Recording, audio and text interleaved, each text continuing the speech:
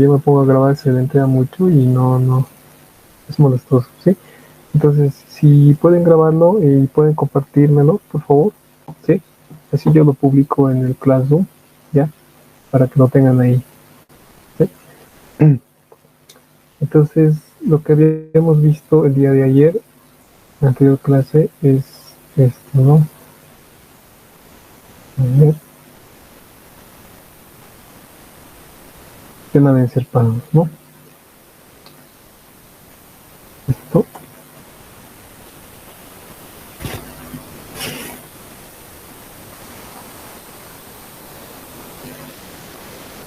esto, ¿no? Entonces, ayer hemos visto un ejercicio acerca de los encerpados, pero con 3 pilotes, ¿no? Ya les había dicho, en sus apuntes del ingeniero tienen ejercicios de todo tipo de encerpados, ¿no? Desde un encerpado en un pilote, en 2, en 3 y hasta en 5, si no me equivoco, ¿no? Entonces, bueno, ya de por sí con estos ejercicios se está abarcando todos los casos, ¿no? Que podrían entrar en su examen, ¿sí?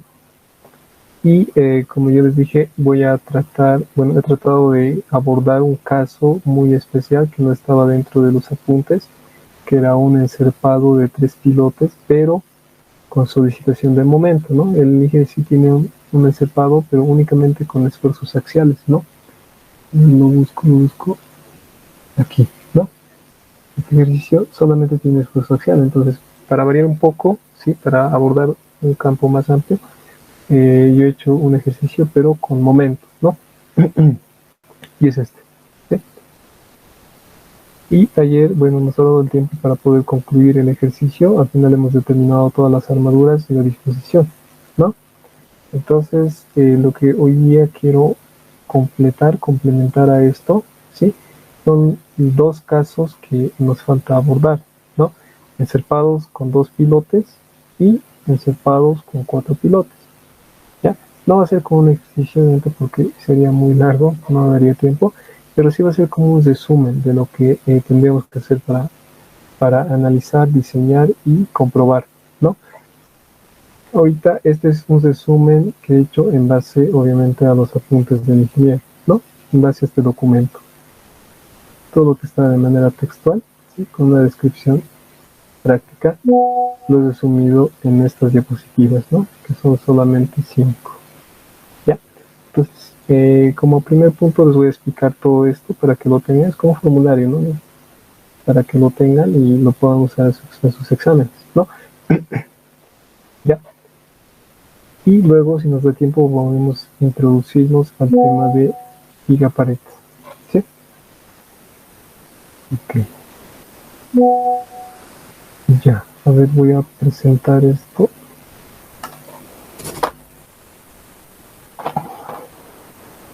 Ya.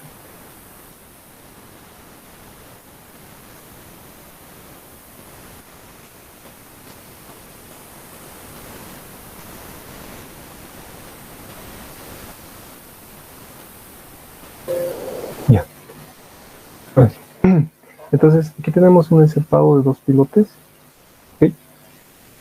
Y esta es una vista bueno, una vista, ¿sí? Un corte en el encerpado y aquí una vista en planta, ¿no? Los 2 pilotes son estos, ¿ya? Entonces, en esta parte de aquí, ¿ya? Son recomendaciones acerca de qué dimensiones podemos adoptar, ¿no? Como, bueno, en esta parte de aquí abordamos todo el predimensionado del encerpado, ¿sí? Por ejemplo, la distancia entre el borde de nuestro pilote y el borde del encerpado, ¿no? Estos son los valores recomendados, ¿no?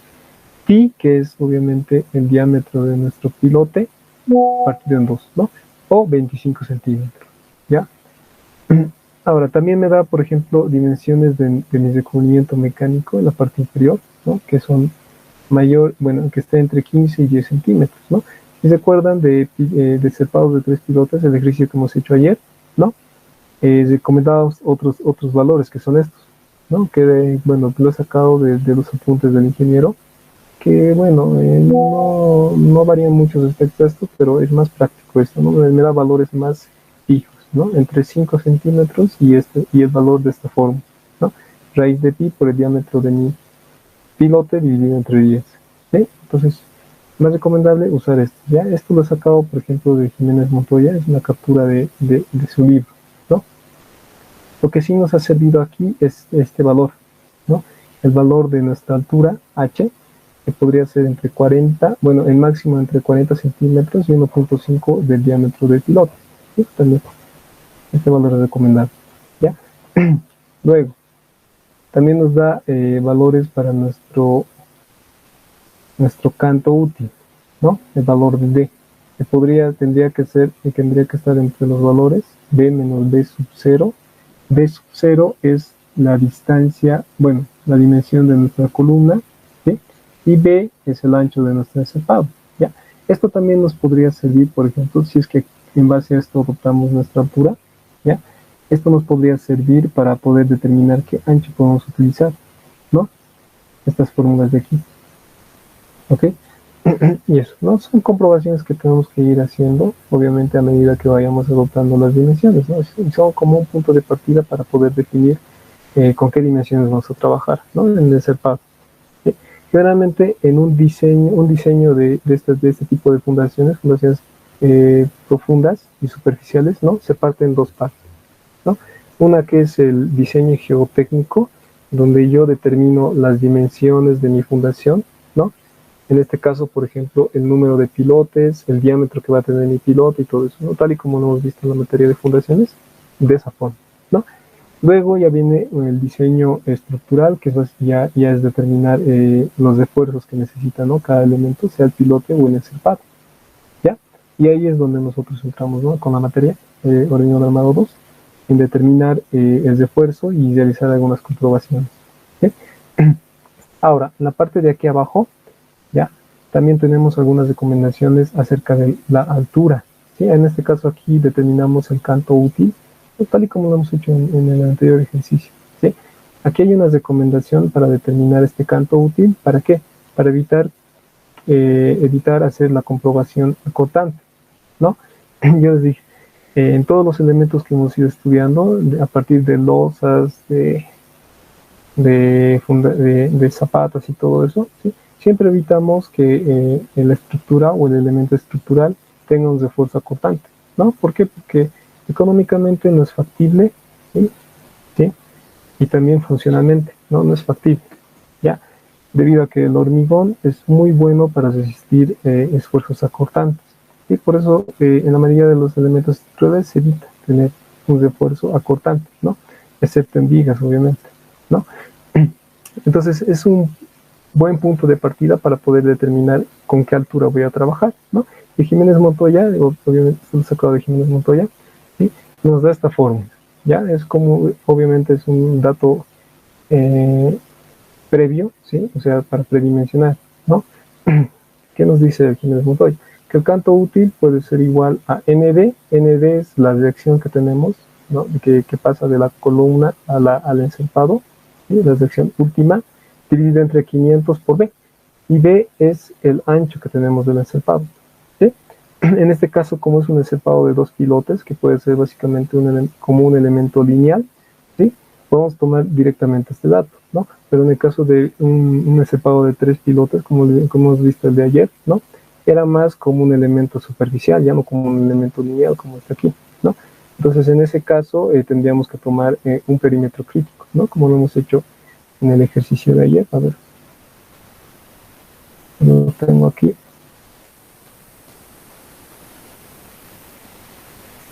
Aquí está, ¿no? Entonces, yo he usado esa misma fórmula que está aquí, ¿no? De Jiménez Montoya, y para poder determinar el valor de B, ¿no? Como ya no es un elemento lineal, como el encerpado de dos pilotes, ya es un elemento superficial, directamente tomado de perímetro crítico, ¿no? O sub 1, ¿ya? Y aquí está. Esta es la fórmula para el perímetro crítico, ¿no? Entonces varía dependiendo del caso, ¿sí? En este caso, como es un elemento lineal, podemos tomar directamente su ancho, ¿no? Listo. ¿Ya? Las unidades están aquí abajo, ND está en kilonewtons, B está en metros, ¿no? Y el resultado que me sale obviamente va a estar en metros. Ahora, esto tiene que ser mayor a 0.34, ¿no? Y listo. Yo sé que h es igual a d más mi recubrimiento mecánico y determino la altura. Ya, entonces son dos formas de poder predimensionar la altura. Nosotros hemos aplicado los dos, ¿sí? Y hemos adoptado el mayor. Ya, aquí no voy a tener problemas de corte y el otro es una recomendación, ¿no? Listo. Ahora, algo que aquí me he olvidado colocar es el tema de rigidez, ¿no? De si mi fundación va a ser rígida o flexible, ¿ya? Generalmente los encerpados se usan como elementos rígidos, ¿ya? Para evitar problemas con la cortante, ¿sí? Aquí voy a añadir esto, ¿sí? Para evitar los problemas de la cortante. Saben que elementos rígidos son menos propensos a sufrir de corte, ¿no? Incluso ni siquiera se los verifica la cortante, ¿ya? Entonces, para que mi fundación sea rígida, lo que tengo que verificar es que el vuelo, ¿sí?, sea menor, ¿no? Menor a 2 veces la altura, ¿sí? De esa forma estoy verificando que mi elemento es rígido. Esto me olvidó añadir, ¿no? Rígido. ¿Ah? Aquí lo voy a poner. Ya. Y el vuelo, como en el anterior caso, como en el problema que hemos hecho, es esto de aquí, ¿no? Es esta distancia entre el borde de mi columna a el eje de mi pivote, ¿no? Compruebo eso, verifico que es rígido. Entonces, como es un elemento rígido, para su análisis tengo que utilizar el método de bielas y tirantes, ¿no? No puedo hacer la simplificación por flexión, ¿ya? Aplico el método de bielas y tirantes, ¿no? Que si se acuerdan, ayer también hemos hecho una pequeña introducción a lo que es esto, ¿sí? El método consiste en identificar, en primera instancia, ¿no?, identificar la trayectoria de las tensiones dentro del elemento estructural, ¿no? Tenemos este esfuerzo de compresión de la columna, ¿sí? A este esfuerzo lo divido en dos partes, ¿ya? N de medios, N de medios, ¿no? Entonces, las tensiones describen la siguiente trayectoria, ¿no? Que es un triangulito, ¿ya? La parte de aquí, que normalmente, bueno, que lo llamamos como biela, porque son bielas comprimidas, bielas de compresión, ¿sí? Viajan en sentido diagonal, en un ángulo alfa, ¿no? Como está aquí abajo. Y la parte horizontal, que la llamamos tirante, porque está tracción, ¿sí? Es como está en el dibujo, ¿no? Horizontal, ¿sí? Entonces, en eso consiste el método, ¿sí? Determinar la trayectoria de las tensiones, ¿ya? Y a estas tensiones yo las reemplazo por elementos biarticulados, ¿no? Como si fuera una celosía, ¿sí? Elementos articulados a sus extremos, ¿ya? Únicamente están sometidos a tensiones axiales, ¿no? No hay momentos, ¿ya? Y esas tensiones axiales son de compresión o de tracción, ¿sí? Determina esas tensiones axiales, ¿ya? Ambas, a esta le he llamado TD y a esta RC, ¿no? Determino ambas tensiones y para ambas tensiones realizo la comprobación o el diseño, ¿no? El hormigón resiste muy bien al tema de compresión, ¿no? Entonces, generalmente no es necesario, ¿sí? Lo que hacemos aquí es verificar que la tensión esté dentro de un rango, ¿no?, límite, pero, bueno, en temas de tracción el hormigón es pésimo, ¿no? Entonces, ahí es donde necesitamos el refuerzo, ¿no? Este refuerzo de aquí, que lo llamamos refuerzo principal, ¿sí? Para determinar esa tensión nos basamos en esta fórmula, ¿ya? ¿Cómo he determinado esta fórmula? Por relación de triángulos, como hemos hecho en la clase anterior, ¿no? Extraigo vectorialmente estos datos, TD está aquí, ¿no? RC está aquí, ¿sí? Y este RD es la reacción en el piloto, ¿no? Entonces, relacionando esto triangularmente con la ayuda de alfa, ¿no? Y las dimensiones que tenemos, el canto útil y esta distancia de aquí a aquí, que es este valor directamente, ¿sí?, en base a la geometría, obtengo este dato, ¿no? Y también este dato, ¿sí? Ahora, aquí hay algo, ¿no? Generalmente en este tipo de elementos se recomienda que alfa esté entre 40 y 55 grados, ¿no? Por eso a veces, por eso en algún punto determinamos este valor y verificamos que esté dentro de este rango, ¿no? Si se dan cuenta, por ejemplo, esta limitación nos puede servir para determinar también el canto útil, ¿no? Este valor de aquí. ya tengo la distancia entre mis pilotes, ¿no? Fácilmente puedo determinar este valor con un valor intermedio de esto, ¿sí? O sea, puede ser un punto también para predimensionar, ¿no? No tanto para verificar, sino para predimensionar. Y eso ya depende de cada proyectista, ¿ya? Ahora, un dato que me he olvidado es esto del descubrimiento mecánico, ¿no? Que es lo mismo que hemos utilizado en pilotes, bueno, en separos de 3 pilotes, ¿no? Que está entre 5, que sea el máximo entre 5 y este valor de la fórmula, ¿sí? Listo. Entonces, si se dan cuenta, es lo mismo, bueno, el mismo tipo de análisis que hemos hecho para el separado de 3 pilotes, ¿no? La determinación de estas reacciones igual, ¿no? Es como una viga simplemente apoyada, sometida a estas solicitaciones, haciendo momento, por ejemplo, en este punto, puedo determinar esta reacción, que va a ser la máxima, ¿no? Obviamente, por el sentido del momento, va a ser la máxima. Y me centro en el análisis en este punto, ¿no? Y listo. Hasta ahí terminaría el análisis de este tipo de elementos, ¿ya? Ahora entramos al tema de verificación y diseño, ¿no? ¿Qué verificamos? Como les dije, en las bielas no vamos a poner refuerzo, ¿no? Porque el hormigón es muy bueno para el tema de compresión, pero tenemos que verificar que esté dentro de un rango límite, ¿no? Y eso lo hacemos aquí, ¿ya? Verificación de la biela de compresión, ¿no? ¿Sí? Entonces agarramos el elemento, ¿sí? La característica de las bielas, ¿sí? Que son estas, es que el área en las que llegan a comprimir son variables, ¿no? Aquí tiene un ancho pequeño y aquí tiene un ancho grande. Bueno, depende ya de las dimensiones del pivote, pero generalmente tienen un ancho que varía de pequeño a grande, ¿no? Entonces, esas áreas las determinamos de esta forma, ¿sí? Aquí tenemos, por ejemplo, la mitad de mi área del pilote o columna, ¿sí? AP sobre 2, ¿no? Y el área sobre la que va a estar comprimiendo la biela de compresión es esta, ¿no? A la que nosotros hemos llamado área de la biela 1, no sé si se acuerdan en el ejercicio, aquí solamente está como AB, ¿no? Y es esta, ¿ya? Y esa área se determina con esta fórmula, AP dividido entre 2 por seno de alfa, alfa el ángulo de inclinación, ¿no? Esto para el caso de pilar, ¿ya? Ahora, para el caso de pilote, ¿no? Obviamente su área va a ser diferente porque las dimensiones son diferentes, ¿no? Y el área de la biela lo determinamos por esta forma. ¿Sí? Aquí el área ya está completa. En este caso no estaba completa porque solo la mitad actuaba en esta biela, ¿no? ¿Se acuerdan? Aquí hemos partido en dos parciales, ¿no? Entonces solamente la mitad del área actuaba aquí, ¿no? Es por eso que la tensión en este punto va a ser muy diferente a la tensión en este otro punto. Y hay que hacer la verificación en ambos puntos por separado, ¿no?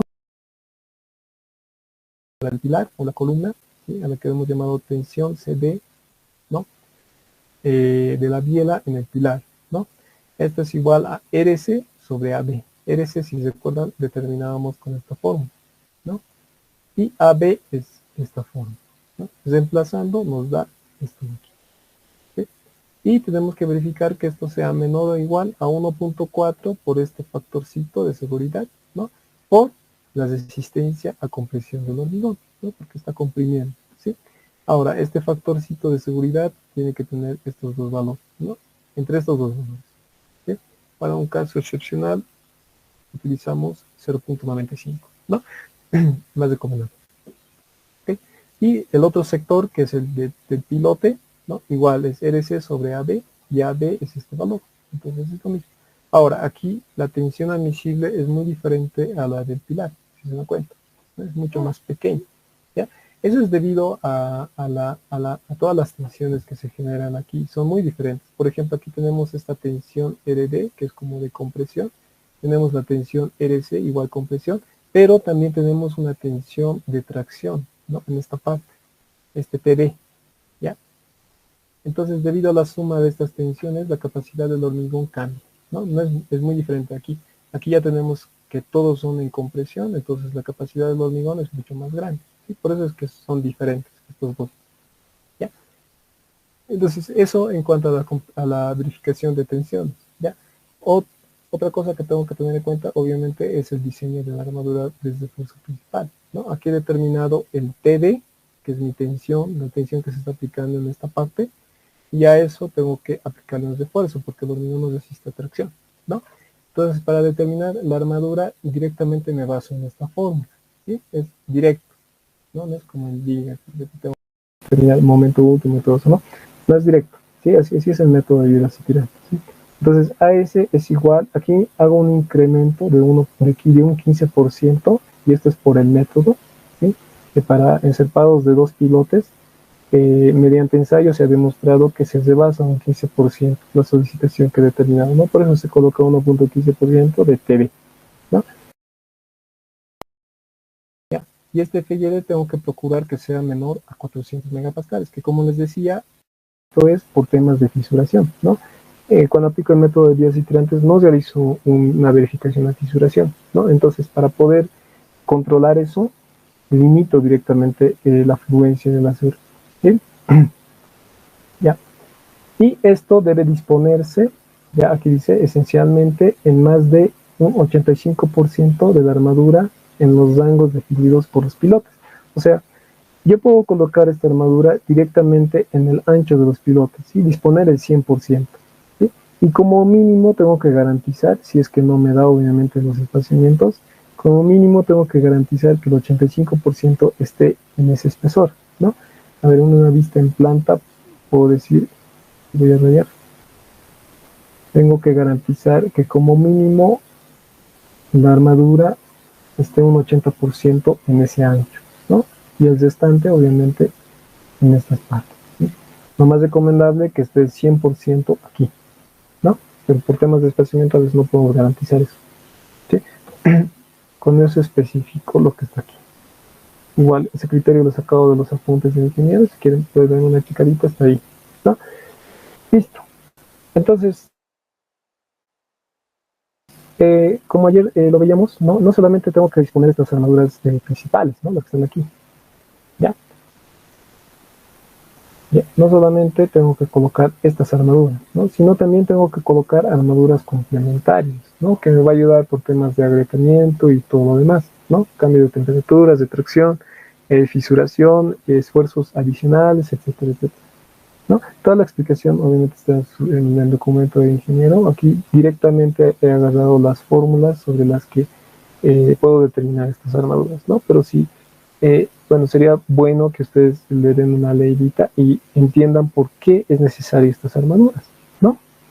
Eso les va a ayudar mucho a tener criterio para cuando estén proyectando este tipo de elementos, ¿no? Así no simplemente estamos determinando armaduras por determinar, ¿no? Sino estamos determinando ya con criterio, ¿no?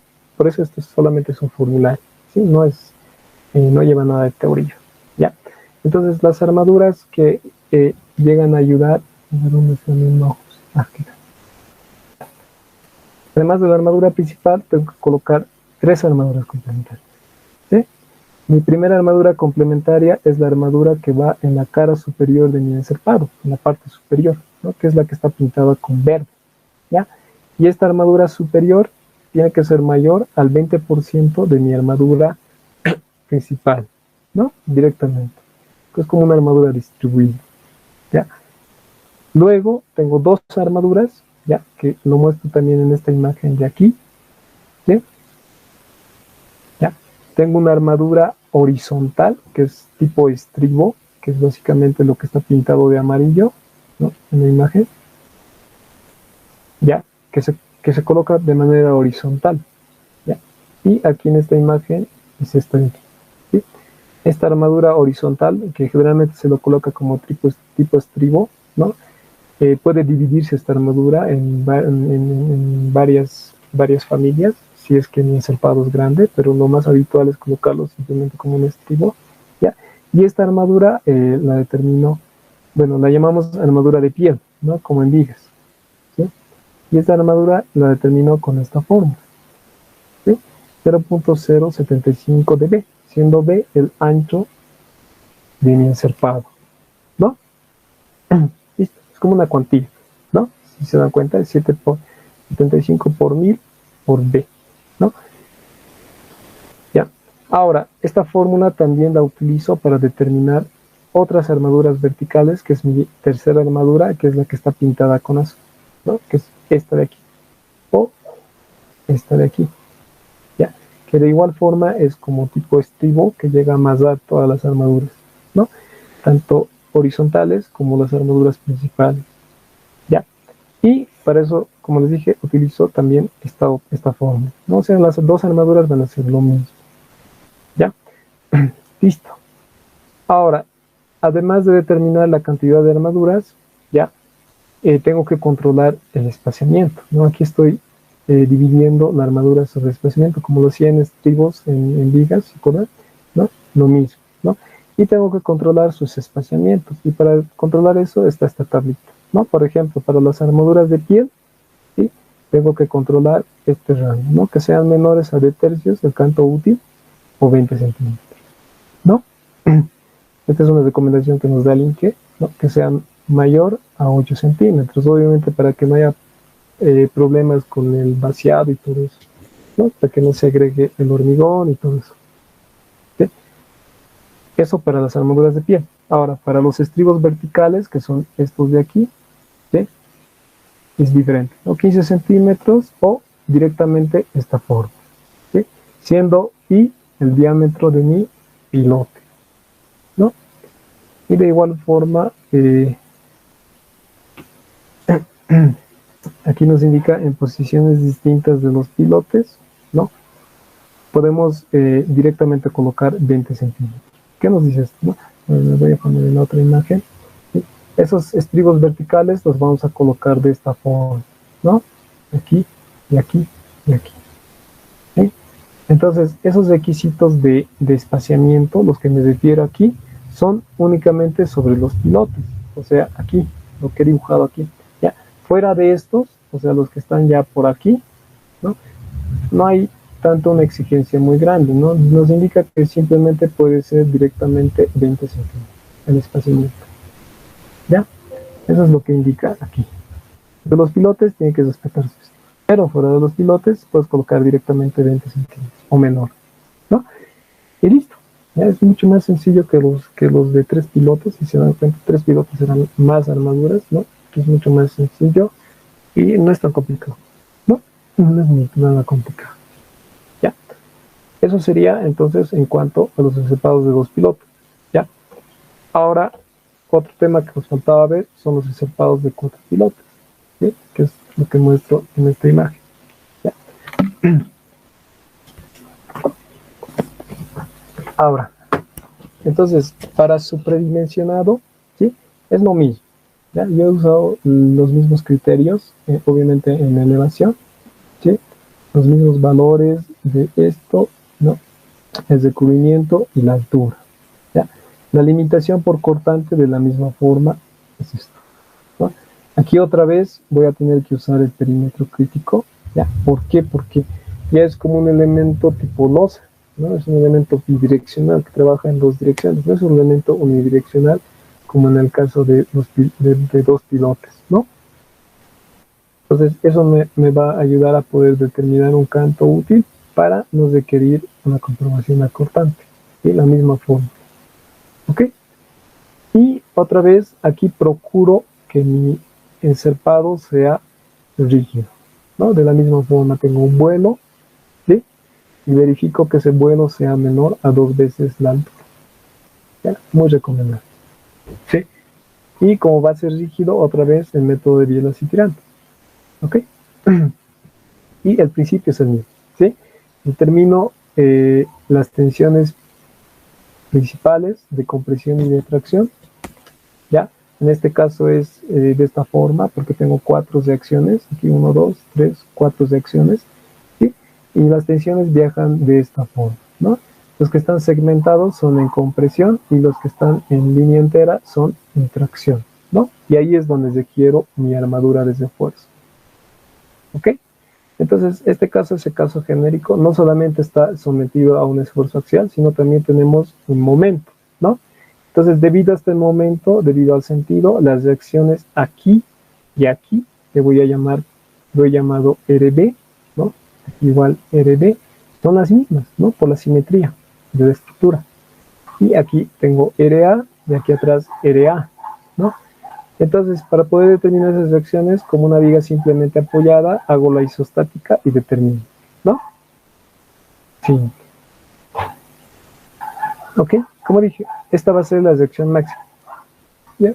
Como va a ser la máxima, me limito a hacer el estudio en este punto, ¿no?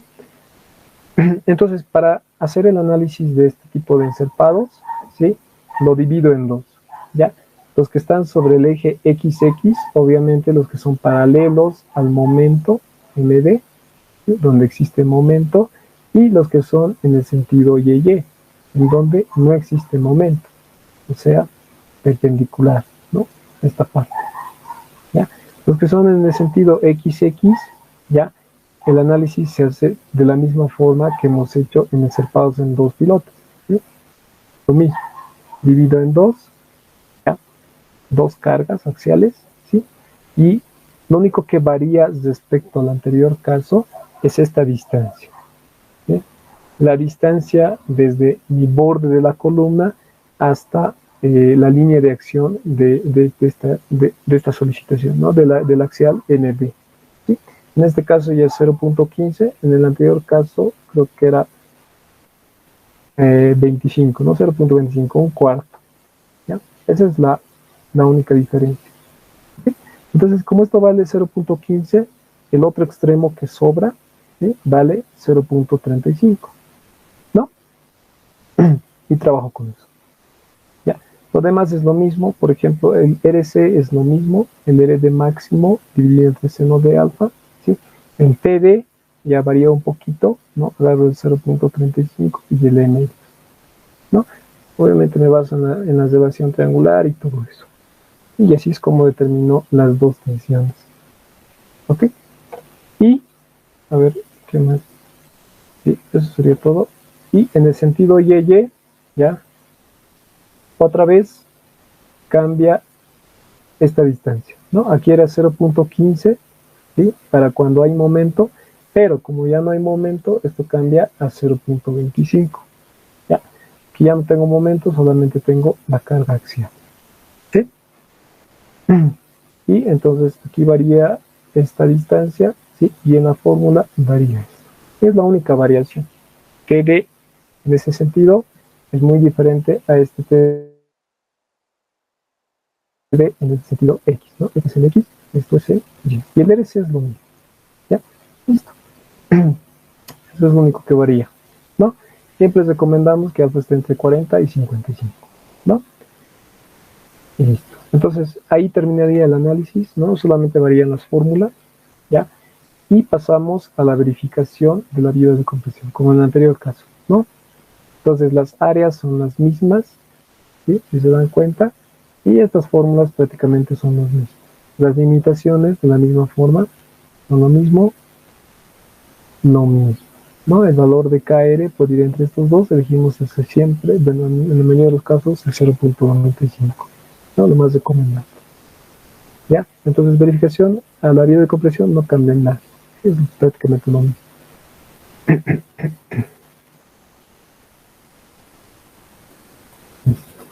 Ahora, la armadura principal y la armadura complementaria, ¿no?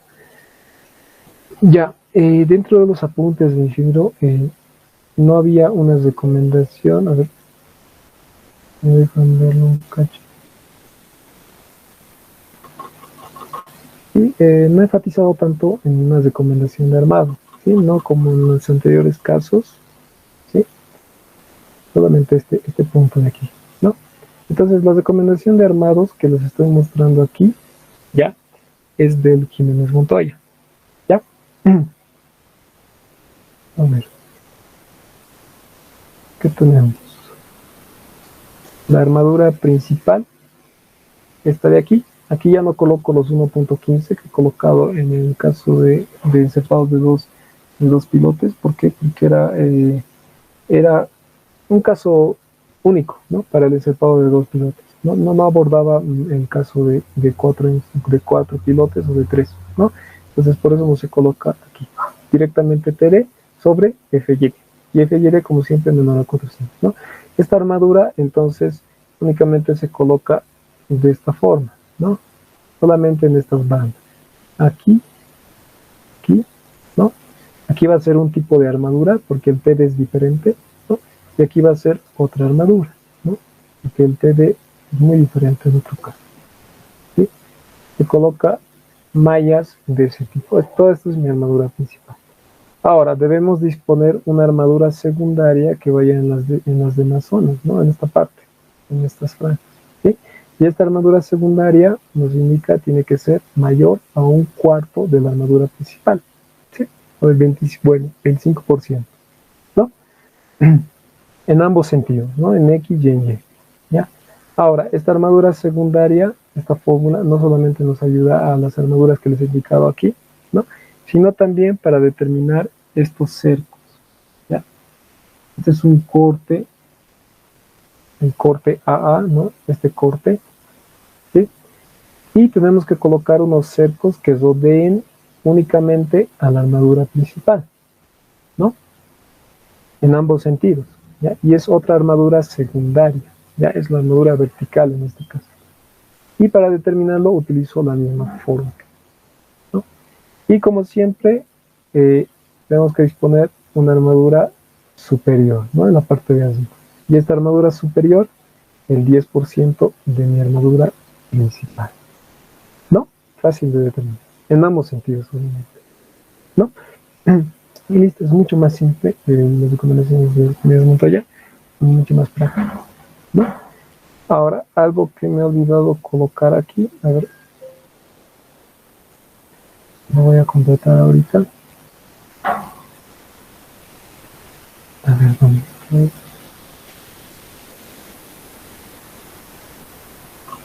Unidades Montoya, Unidades Montoya.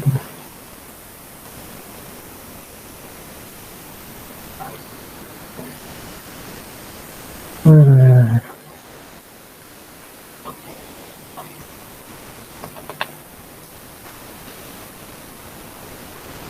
Me dan un cachito. Creo que también lo tengo aquí, a ver.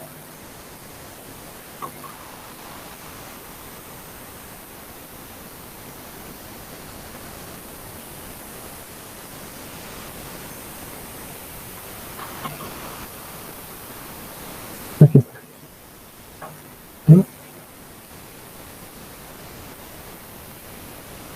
Todo esto de aquí.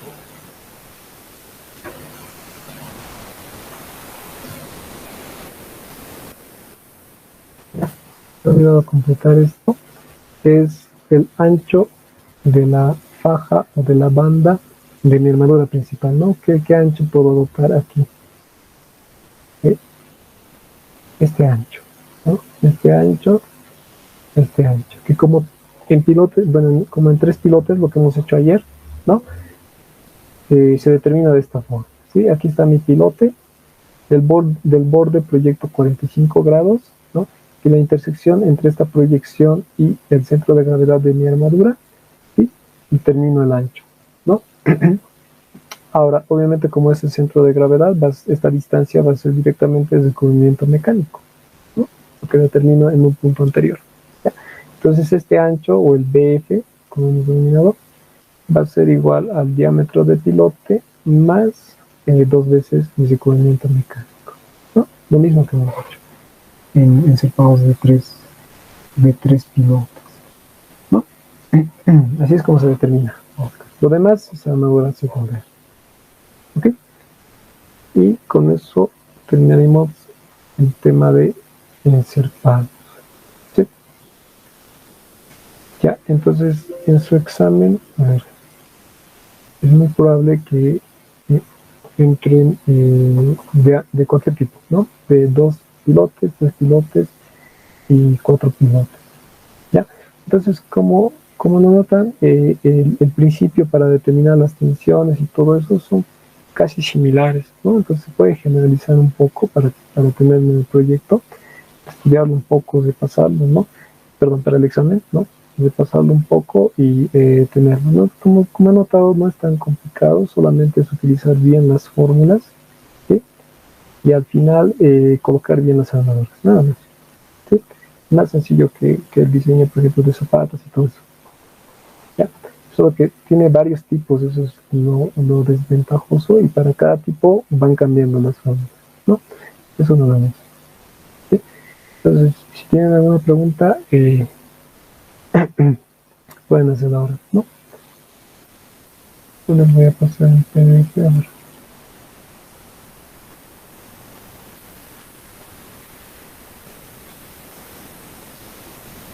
Entonces,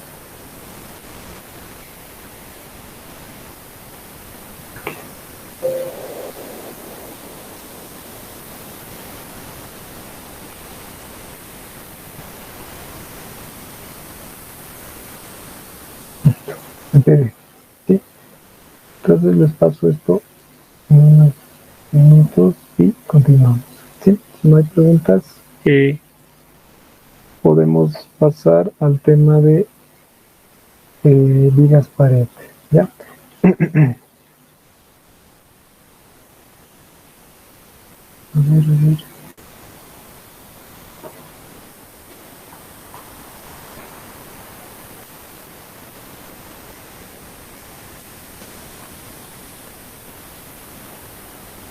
Aquí no se me nota. Ya, las vigas pared, ¿sí? Ahí terminaremos con encerpados. Entonces, vigas pared y encerpados no tienen proyecto, ¿no? Dentro el programa de ingeniero, ¿sí? Directamente entran en los exámenes, ¿sí? Yo les digo, ambos temas es muy probable que entren en sus exámenes. A ver, vamos a ver exámenes pasados. Esto ya lo he subido al Classroom, ¿no? Por ejemplo, el 2 del 21 ya ese examen era de esta forma, ¿no? Hay un encerpado con 4 pilotes, ¿no? Solamente son 4. Ya tenemos las solicitaciones y por eso abordo, ¿no?, el tema de momentos, porque bueno, sus ejemplos a veces solamente tienen la carga axial, ¿no? Y no el momento, y cambia un poco, ¿no? Entonces le mete un momento más y ¿qué nos pide? ¿No? Las fuerzas de reacción en el soporte, que bueno, es como una viga simplemente apoyada, ¿no? Una viga simplemente apoyada. Luego me pide la armadura del área de la armadura principal, que es fórmula, ¿no? Fórmula en base a lo que hemos visto. Aquí está, ¿no? Esto de aquí. El valor de TD, ¿no? Directamente, esto es lo que tenemos que usar, ¿no? Eso aquí, la armadura. Y obviamente con eso determinamos el acero que se quiere y listo, ¿no? Y eso nada más, ¿no? Así de simple, ¿ya? Entonces, está facilito. Y luego ya mensuras cortas, que es un tema que nos queda ver aún, ¿ya? A ver, otro examen. Y aquí, por ejemplo, está viga pared, ¿ya? Es particular porque tiene un hueco, ¿sí? Voy a tratar de ver este caso, ¿ya? Y una mensa, ¿sí? Luego, a ver, otro examen. Aquí también es viga pared, este de aquí, y este es encerpado, pero con un piloto, ¿no? Este ejercicio lo ha hecho en sus apuntes, si lo he visto, ¿no? En los apuntes anteriores en esto no había, ¿sí? Entonces lo hace sobre sus apuntes, ¿no? Entonces viga pared, encerpado y mensuras, lo más probable que entre en su examen final, ¿no? Aquí tenemos otro examen, ¿no? Igual este es viga pared, ¿no? Y bueno, un caso muy excepcional, tenemos un depósito, ¿no? Depósito, que es nuestro último tema, ¿ya? Listo. Entonces, a ver, continuamos con vigas pared, ¿ya? Ya. A ver, esto voy a conectar.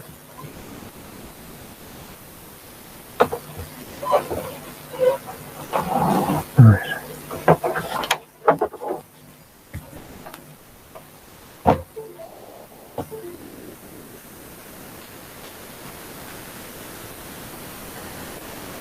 Okay. Ya. Recordaremos un poco lo que hemos visto en de materiales. Sí, puede ser una pequeña introducción a lo que es las vigas pared, ¿no? Entonces, si recordamos de resistencia de materiales, tenemos una viga, que es esta, ¿sí? Entonces, al someter esta viga a cargas, ¿no?, que progresivamente van aumentando, se deforma de esta forma, ¿no?, como lo ven ahí. ¿Ya? Entonces, en esencia, lo que teníamos que determinar en vigas, ¿no?, para poder hacer su verificación y diseño, son las tensiones a las que se ve sometido, ¿no? Aquí teníamos tensiones de compresión y aquí abajo tensiones de tracción, ¿no? Entonces, siempre buscamos simplificar en los análisis, ¿no? En cualquier elemento siempre se busca simplificar, ¿no? Obviamente tiene que ir por el lado de la seguridad, va a variar conforme a lo que es real, pero la variación no tiene que ser muy significativa, ¿no? Entonces, en vigas hacíamos una simplificación interesante. ¿Ya? No sé si se acuerdan de las hipótesis de Navier y de Bernoulli, ¿no? Estas hipótesis planteaban que la sección, ¿no?, como lo mostramos aquí, esta sección de análisis, ¿no?, se mantenía plana a medida que la viga deformaba, ¿no? Esa es de manera general la explicación de la hipótesis, ¿no? Pero lo real no era así, no es así, ¿ya? La sección en esencia no se mantiene plana, sino más bien se deforma de esa forma, ¿no?, la de abajo, ¿sí? Entonces, obviamente, esta simplificación va por el lado de la seguridad, no varía mucho de lo que es real y podíamos utilizar, ¿no? Ya, era aceptable para el caso de vigas, unas vigas normales, ¿no?, donde la dimensión de altura, ¿no?, es pequeña con relación a la longitud, ¿sí? Esa hipótesis es válida cuando existe esa relación, ¿ya? Pero ¿qué pasa cuando la altura de la viga es muy grande respecto a la longitud, ¿no? Entonces, para esos casos ya no valía las hipótesis de Navier y Bernoulli, ¿no? Ya no vale, ¿ya? Entonces, su análisis es totalmente diferente, ¿ya? A eso me refiero con vigas pared, ¿no? O también se los llama vigas de gran canto, ¿ya? Y es lo que les muestro en esta parte. Ya, tenemos vigas donde la relación entre la altura y la longitud, ¿no?, ya es importante, ¿no? Y debido a eso, estas deformaciones ya no pueden ser despreciables, ¿no?, como en el caso de este tipo de vigas, ¿ya? ¿Sí? Entonces, el límite para poder considerar despreciar esas hipótesis, ¿no?, y tener un análisis totalmente diferente, es esta, ya la que muestra en este cuadrito. Por ejemplo, tenemos una viga de un tramo que está simplemente apoyada, ¿no? Si la longitud de la viga en relación con la altura es menor a 2, ¿sí?, ya no lo consideramos una viga donde podemos aplicar las hipótesis de Navier y Bernoulli, ¿no? Sino tenemos que analizarla como una viga pared, ¿no?, o una viga de gran canto, ¿sí? Para el caso de vigas continuas, ya la limitación cambia, es de 2.5, ¿no? Con vigas continuas, vigas simplemente apoyadas, me refiero a esto, ¿no? Aquí tenemos una viga simplemente apoyada de un tramo, esta es la limitación, ¿no?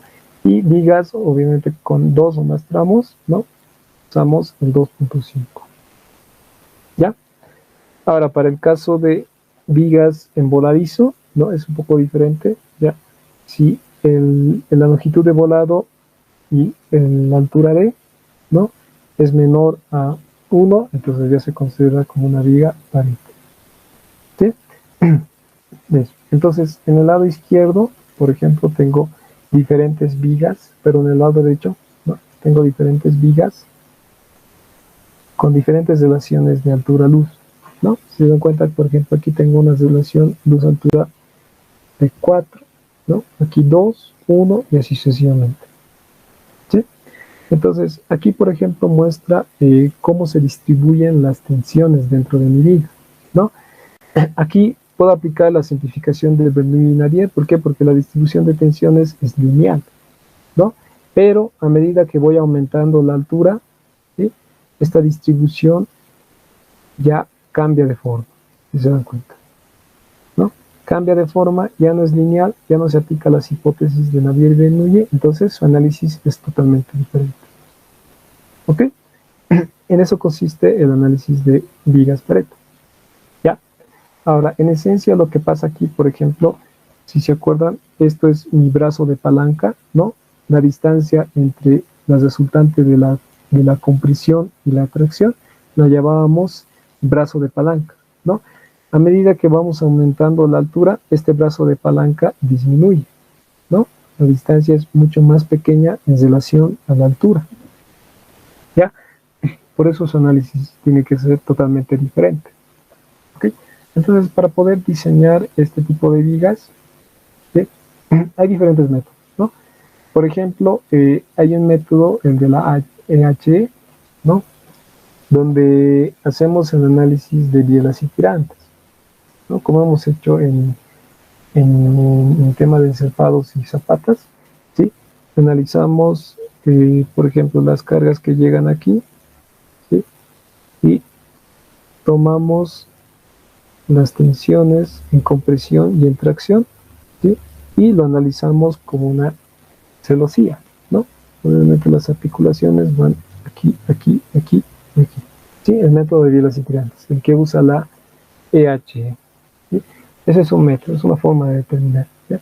Hay otros métodos, como el de la norma Bael, ¿sí?, donde directamente determinamos nuestro brazo de palanca. ¿Sí? Este brazo de palanca, la distancia entre la compresión y la tracción. Es mucho más simple que lo de bielas y tirantes, y es la que usamos en este curso, ¿sí? Con el ingeniero Santalla, con el ingeniero Muñoz, con el ingeniero Trujillo, llevamos ese método, ¿no? Entonces, para determinar ese brazo de palanca, que es esto, con lo que yo voy a poder determinar un momento resistente, ¿sí?, momento resistente, ¿sí?, me baso en estas fórmulas, la que estoy mostrando aquí. ¿Sí? El brazo de palanca Z es igual a todo esto, ¿ya? Para cuando cumple esto, por ejemplo, ¿sí? O el brazo de palanca es esto cuando cumple esta relación, ¿ya? Esto es obviamente para vigas pared moderadamente altas, y esto es para vigas pared ya mucho más altas, ¿no? Listo, ¿ya? Con eso determino mi momento resistente y determino la armadura que es necesaria, ¿no?, en esta parte, la que está en tracción, ¿sí? Obviamente hay armaduras secundarias que tienen que disponerse de manera horizontal y de manera vertical, ¿no?, que igual que mésulas, se determina en base a mi armadura principal, que va a ser esta. Y eso es prácticamente el método. Entonces, con esta pequeña introducción, voy a resolver este ejercicio, ¿sí?, que es un examen pasado de ingeniero. Ya, he cambiado algunas cositas, obviamente las solicitaciones, las dimensiones y todo eso, pero es parecido a un examen pasado. Ya, entonces, ¿qué tenemos? Ya, tenemos un edificio de, aquí está la planta baja, el primer piso, segundo piso, tercer piso, cuarto piso, ¿no? Entonces, todo lo que ven aquí son muros, ¿no? Muros portantes, ¿ya? Entonces, las losas que van en cada piso están descansando en estos muros, ¿ok? Y toda esa carga se está transportando en esta viga pared, ¿ya? O sea, toda la carga de edificio la va a resistir esta viga pared, ¿ok? La viga pared está apoyada en dos columnas, ¿no? Las columnas tienen 3 metros hasta su fundación, ¿no? Y listo. Entonces, cada carga de cada piso me indica, ya, la carga es uniformemente distribuida de esta forma, ¿sí? Y la carga por piso es esta, como carga permanente, 15 kilonewtons por metro, ¿no? Es uniformemente lineal, ¿ya? Y la carga viva, 8 kilonewtons por metro. Esto va por piso. ¿Ya? Y también no olvidemos que en la parte inferior, ¿no? Está descansando una losa que es de la planta baja. ¿Ok? Entonces el problema me pide diseñar la viga pared localizada entre la planta baja y el primer piso, ¿no? Este de aquí. Okay. Tenemos un FSK de 25 megapascales, un FYK de 500 y unas condiciones de control intensas. ¿Sí? A ver, un dato que me he olvidado colocar, me espero un cacho. A ver. Cierto, ¿ya? Entonces, la longitud entre las columnas, 5 metros, ¿no? Las dimensiones de las columnas, 40 por 40. ¿Sí? Entonces, lo primero que voy a determinar son las longitudes de cálculo. A ver, voy a bajar esto para que me dé espacio. ¿Sí? Tengo una longitud de cálculo. ¿Sí? La longitud de cálculo es la distancia entre los ejes de mi apoyo, ¿no? Esta longitud de cálculo, según el problema, son 5.0 metros, ¿ya? Ahora, hay otro tipo de longitud que es la longitud libre, ¿de acuerdo, no?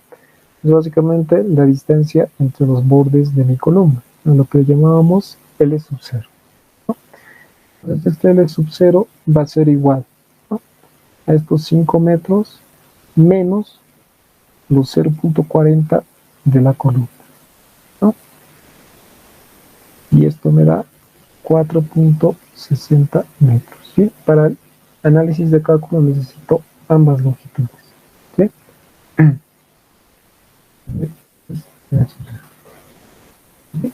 Ese datito me ha faltado colocar. Ahora, lo primero que voy a determinar son los materiales, ¿sí? La reducción de los materiales. A ver.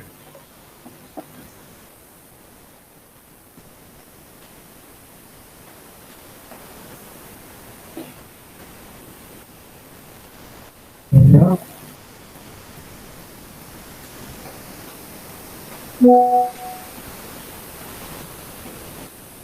Entonces, los materiales, como en un análisis en estado límite último, son similares, ¿no?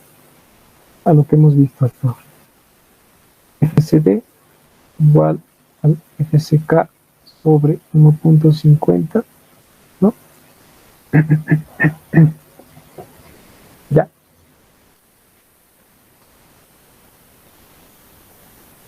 Y esto me da 16.67 megapascales, ¿no? Y mi FYD, ya, que básicamente tiene que ser el mínimo, como en el método de bielas y tirantes, ¿no? De este FYK sobre 1.15, ¿no? Y los 400 megapascales. O sea, no tiene que pasar de los 400 megapascales. Igual al método, ¿no? Entonces, esto me da mayor a 400. Directamente adopto los 400 megapascales, ¿no? Y eso en cuanto a materiales. Ahora, como segundo punto, voy a ver, como siempre, las solicitaciones, ¿no?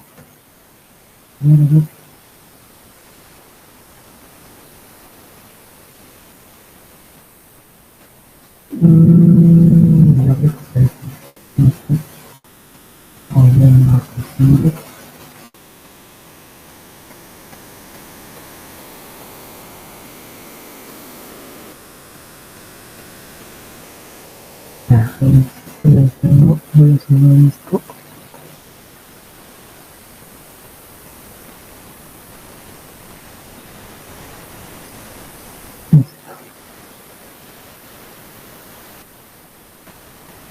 Voy a ver las solicitaciones.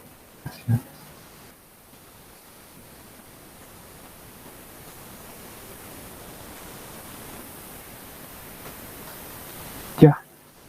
Ahora, como la viga que voy a analizar es prácticamente esta de aquí, ¿no? Tengo que determinar toda la carga que llega de la parte superior y de la parte inferior, ¿no? Entonces,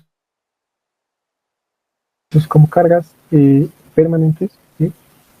Mi GK característico, tengo lo siguiente, ¿no?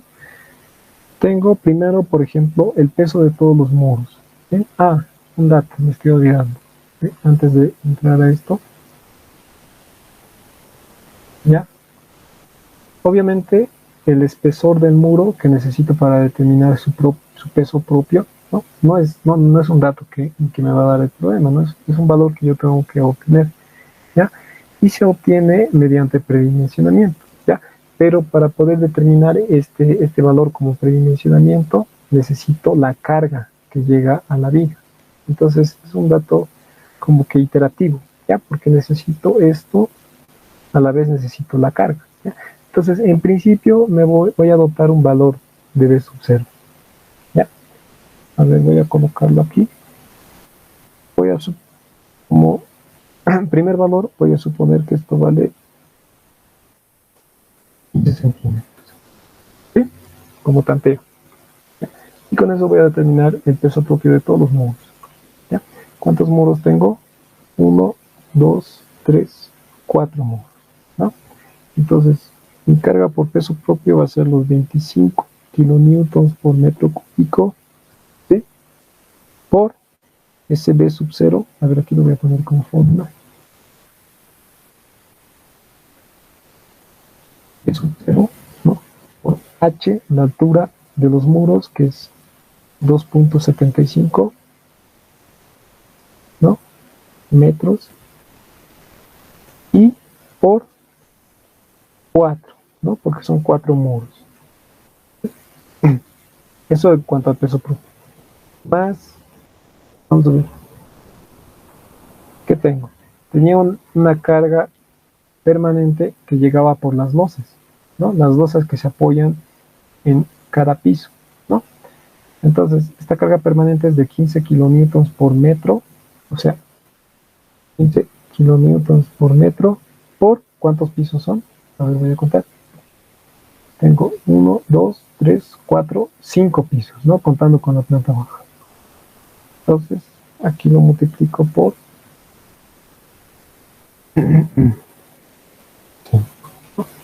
muy diferente el número de muros, ¿ok? Y listo, ¿ok?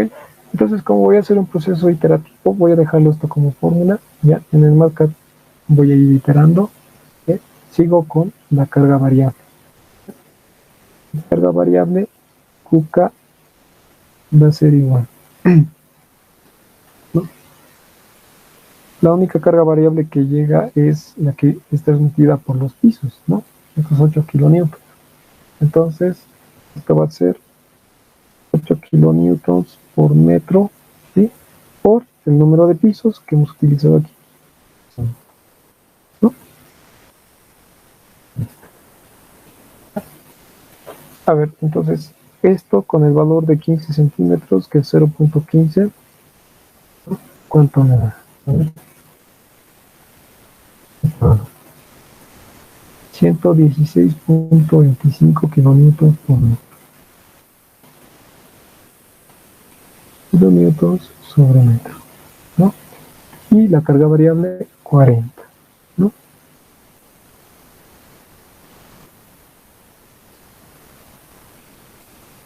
Kilonewtons por metro. Esas serían todas las cargas que actúan sobre mi viga pareto, ¿no? Listo. Entonces, como ya tengo las cargas características, puedo obtener mi carga última, ¿no? D, que va a ser igual, ¿sí? Como las condiciones de control son intensas, 1.35 de mis cargas permanentes más 1.50 de mis cargas variables, ¿no? Y eso, ¿cuánto me da? 216.94, ¿no? Kilonewtons por metro, ¿sí? Entonces, esta es la carga que voy a usar para mi análisis. ¿Sí? La carga útil. Listo. Entonces, todo eso en cuanto a las solicitaciones, como este es mi punto 2, ¿no?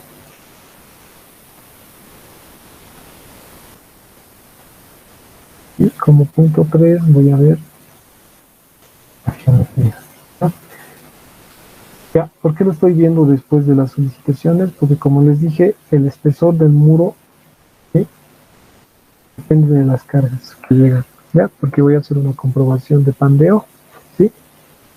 Entonces, en primera instancia, he adoptado un valor de 15, ¿no? Pero aquí tengo que comprobar si esos 15 están bien, ¿no? O tengo que aumentar y todo eso, ¿sí? Entonces, es un tanteo que se tiene que hacer en este punto, ¿sí? Entonces, la geometría, primero voy a ver la luz de cálculo, ¿sí?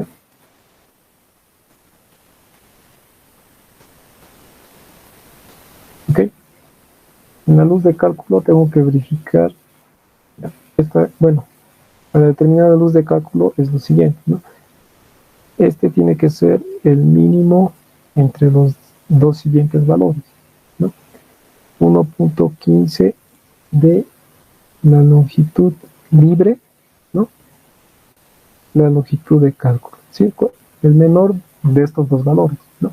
La longitud libre, como dijimos aquí, es este de aquí. Y la longitud de cálculo es la longitud entre ejes de apoyo, ¿no? Que hemos determinado. ¿Sí?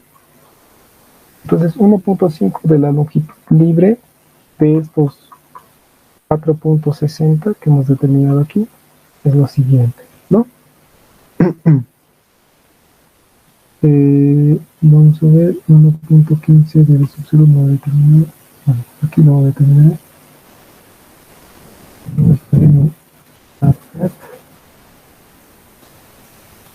Será 5.29 metros, ¿no? 5.29 metros. Y mi longitud de cálculo, la longitud entre apoyos, 5 metros, ¿no? Entonces, de estos dos, adopto el menor. Y esa es mi longitud de cálculo. Mi luz de cálculo, ¿no? Listo. Y otro dato que tengo que determinar es la altura eficaz, ¿sí? ¿Ok? Y esta altura eficaz, bueno, es la altura que voy a utilizar para el análisis, ¿no? No puedo utilizar directamente esta altura, ¿sí? Porque depende también de la luz de cálculo que estoy usando, ¿sí? Si la luz de cálculo es bastante grande, ¿no? No, perdón, si la luz de cálculo es bastante pequeña respecto a la altura, ¿sí?, es más conveniente utilizar la luz de cálculo, ¿no? Es según el método, ¿sí? Pero si la luz es muy grande, entonces es mucho más conveniente utilizar la altura.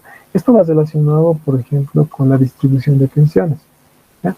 Si se dan cuenta, a medida que va aumentando la altura de la viga, ¿sí?, la tensión llega a morir, ¿no? Ya es más pequeña, ¿sí? Entonces, como la altura es muy grande respecto a la longitud, para una altura, para el cálculo, es mejor utilizar la longitud, ¿sí? Porque supuestamente, según los ensayos que se han hecho, ¿sí?, la tensión llega a morir, ¿no?, para una cierta altura. Entonces, para eso hago esta verificación, la altura eficaz, ¿no? ¿Qué me dice? La altura eficaz, que se le llama HE, tiene que ser el mínimo entre los siguientes valores, ¿no? Directamente H o la luz, ¿no? Entonces H, según el problema, es 2.75, ¿no? Y la luz de cálculo ya determinado, aquí está mal.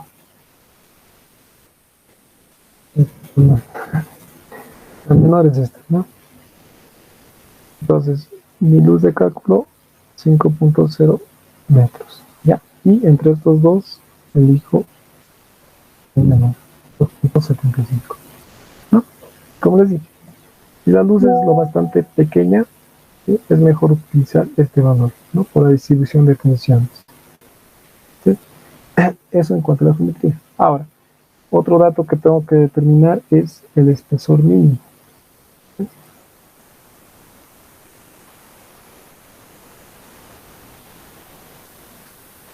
¿Ya? Y es lo que les decía en un anterior punto, ¿no? Este espesor va a ser como un proceso de tanteo, ¿sí? Aquí me tengo que dar un dato, con eso determino mi carga última y aquí abajo tengo que verificar el espesor, ¿no? Que este espesor que he adoptado esté por debajo de este otro espesor. Entonces, una limitación es la limitación por pandeo.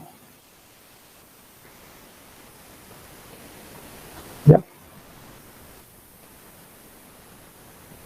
¿Sí? Si, por ejemplo, nosotros vemos a nuestra viga pared eh, desde aquí, ¿no? Eh, debido a las cargas, es muy probable que llegue a pandear, ¿no? A pandear transversalmente, ¿ya? Entonces, para evitar ese tipo de fenómenos, ¿sí? Existe esta limitación y va respecto al espesor de mi pared, ¿no? Entonces, la fórmula que tengo que verificar es la siguiente. Tengo que verificar que el espesor E1, le voy a llamar, ¿sí? Sea mayor o igual a lo siguiente. 0.14, ¿sí? De la longitud por la raíz cúbica de la carga última sobre el FSK, este es característico, no es último, por la altura de mi muro, la altura eficaz, ¿no? Entonces, por esto les decía, ¿no? Para determinar esto necesitaba el espesor aquí, ¿no? Para determinar este valor. Entonces, por eso es un proceso iterativo, ¿ya? Entonces, emplazando datos, tengo lo siguiente, ¿no? Aquí tengo QD, que es determinado 216.94, el FSK, que son 25 megapascales, el H efectivo 2.75 y la longitud 5 metros, ¿no? La longitud de luz de cálculo, ¿sí? Entonces, este valor me da B1 tiene que ser mayor o igual. Aquí está, ¿no? Es esto. En el marcar me sale 10.27 centímetros, ¿no? Listo. Ya. ¿Se dan cuenta? Es menor a lo que he adoptado, ¿no? 15 centímetros. ¿Ya? Entonces cumple. ¿Sí? Esto es menor al B sub 0, ¿no? ¿Sí? O verifica, ¿no? Listo. ¿Ya? Entonces, como último dato geométrico, obtengo mi brazo de palanca.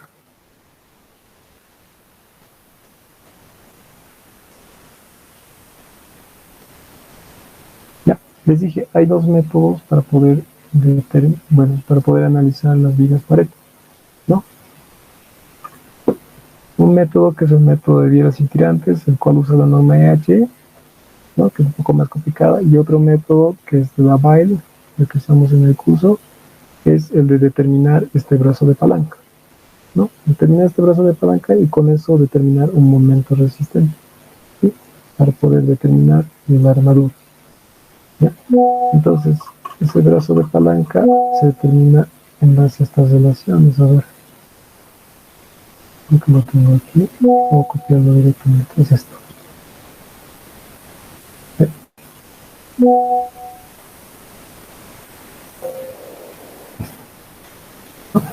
El brazo de palanca puede ser con esta expresión, siempre y cuando cumpla esta condición, ¿no? O con esta expresión, cumple esta. ¿Okay? Entonces, como primer punto, voy a determinar esta relación, ¿sí? L sobre H.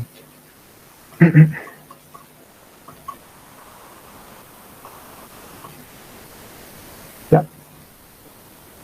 Entonces, L sobre H es igual la luz de cálculo hemos determinado aquí 5 metros, ¿no?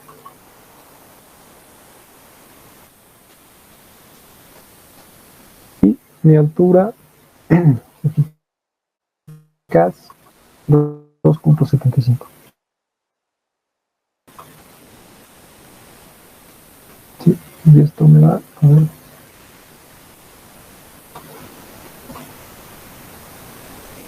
0.55.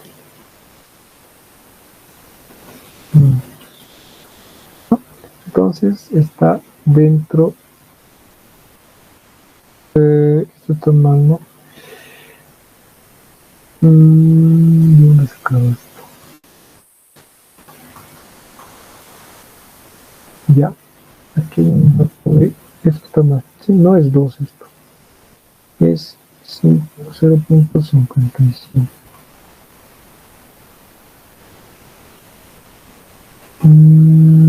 Ya, aquí está mal.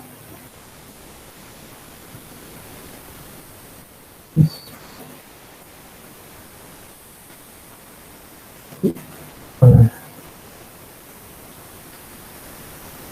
La longitud dividida entre h, ¿no? 1.8. Sí, ahí estaba. Ahí está,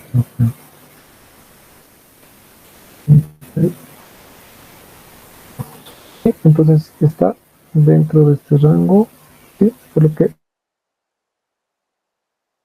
usó directamente esta ecuación, ¿sí? Entonces z va a ser igual a 0.20 por la longitud, que era 5 metros, ¿no? Más 2 veces la altura, ¿sí? Mi altura, que es 2.75. Y mi brazo de palanca va a ser igual a 0.2 por la longitud más 2 veces la altura efectiva, ¿no? Y eso me da 2.1 metros. Y listo. Ese brazo de palanca que voy a usar para determinar la armadura, ¿no?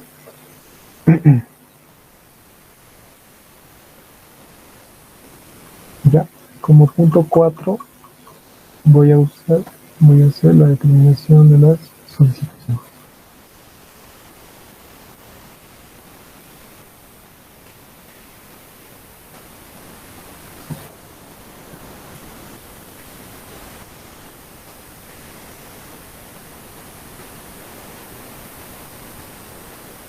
Ya, tengo las cargas. Aquí no vemos las solicitaciones, ¿ok? Estas cargas, ¿no? Entonces, como ya tengo la carga última, puedo determinar el momento y el cortante, ¿no? El cortante lo voy a llamar B sub 0 D, así es como lo llaman en español, ¿no? En la norma. Va a ser el Q último por la longitud de cálculo sobre 2, ¿no? Como cualquier viga simplemente apoyada. Y esto me da 542,34 kilonewtons, ¿sí? Y el momento, como una viga isostática simplemente apoyada, QD por la longitud al cuadrado dividido entre 8, ¿no? Y esto me da 677,93 kilonewtons por metro. ¿Sí? Listo. ¿Okay? Entonces con esto puedo determinar la armadura. ¿Ya? Ya, sí, me da tiempo. Entonces, aquí digo, la armadura que voy a usar a flexión, ¿no? Es igual, ¿ya? Al momento a que se ve sometido sobre mi canto, bueno, mi brazo de palanca por F7. ¿Sí? ¿Por qué? Porque esto de aquí, el momento sobre mi brazo de palanca, ¿sí? A ver, lo voy a colocar aquí. De aquí es AS por FYD, ¿no? Básicamente es la tensión, ¿sí? Es la tensión de tracción, ¿ya? Debido a la distribución de tensiones, ¿no? Lo que hemos visto en esta parte. ¿Sí? Aquí tenemos el esfuerzo de compresión y el esfuerzo de tracción. Mi brazo de palanca ya genera ese momento, como el momento resistente. Entonces, en base a eso, termina esta forma. Esta armadura me da, dando datos, 8.07 centímetros cuadrados, ¿no? Considerando las unidades. Listo, ¿no? Entonces, de esta forma se hace el diseño a flexión, ¿ya? Entonces, ahí quedaríamos, ¿sí? Aún nos falta en los detalles de armado y los planitos, ¿no? Sí, porque ya es hora. ¿Sí? No, si no tienen alguna consulta, terminaríamos ahí. ¿Ok? Entonces, si han grabado la clase, por favor, me lo pasan. Así lo voy a poder subir a Classroom. ¿Ya? Nos vemos la siguiente semana. ¿Sí? Y como les dije ayer, si tienen alguna consulta de su proyecto o sobre el examen, no duden, ¿no? En hacérmela mediante WhatsApp. ¿Sí? Nos vemos. Hasta luego.